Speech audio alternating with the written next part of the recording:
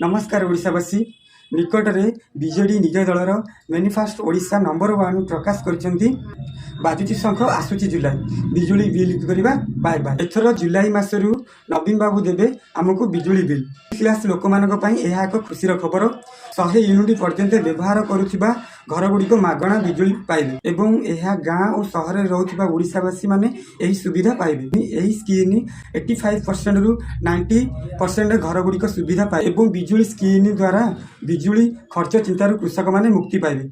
ओडिशार कृषक मानकर अभिवृद्धि पाई माननीय मुख्यमंत्री नवीन पट्टनायक सार यह महान पदक्षेप ग्रहण करिसेंति। कृषक माने निज झील बाहागर 25,000 रु अधिक कृषक भत्ता पाइबे ता सहित 2 लाख टंका रु अधिक बिना सुधार ऋण पाइबे। मुख्यमंत्री आम ओडिशा आशीर्वाद करते से नवीन ओडिशा नंबर 1 ओडिशा।